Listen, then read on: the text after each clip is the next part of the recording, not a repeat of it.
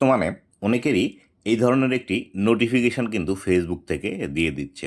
এইখানে ফেসবুক বলছে your bank account may be need updating to receive your creator earning. তো এইখান থেকে ফেসবুক আসলে কি বলছে, আসলে আমাদের ব্যাঙ্ক অ্যাকাউন্ট আপডেট করতে হবে কি না, আজকের এই ভিডিওটিতে বিস্তারিত আলোচনা করব। তো বন্ধুরা, আপনি যদি আমার চ্যানেলে প্রথমবার এসে থাকেন, অবশ্যই চ্যানেলটি সাবস্ক্রাইব করে দিয়ে পাশে আসা বেল নোটিফিকেশনটি অন করে দিবেন, যাতে করে ভবিষ্যতেও ফেসবুক রিলেটেড এমন আরও ইনফরমেটিভ কন্টেন্টগুলো আপনারা পেতেই থাকেন।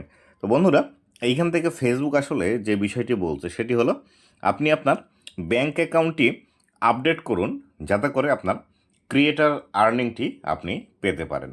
তো এইখান থেকে আসলে যে বিষয়টি হচ্ছে সেটি হলো, বর্তমানে ফেসবুকের মধ্যে বিভিন্ন ধরনের আপডেটের কাজ চলছে, যার ফলশ্রুতিতে অনেক সময় অনেক নোটিফিকেশানগুলো অটোমেটিক্যালি চলে আসছে, যেগুলোর আসলে কোনো প্রয়োজন নেই।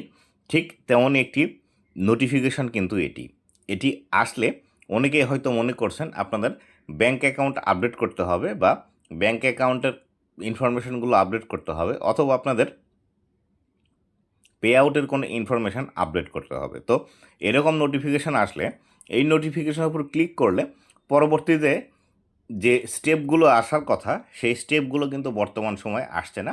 এটি শুধুমাত্র লোডিং হচ্ছে, অথবা এখানে ক্লিক করলে পে আউটের একটি অপশনের মধ্যে নিয়ে যাচ্ছে, নিয়ে গিয়ে সেখানেই শুধু থাকছে নেক্সট অপশন যে আসবে, সেই নেক্সট অপশন কিন্তু এখান থেকে আর আসছে না।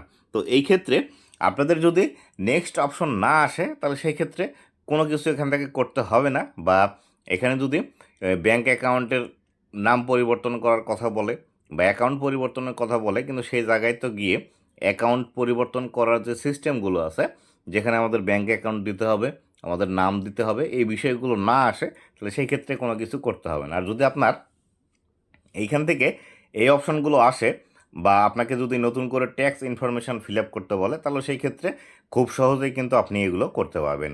অলরেডি এই বিষয়গুলোতে আমার ভিডিও আছে, আপনি চাইলে ভিডিও দেখে খুব সহজে এগুলো করে নিতে পারেন।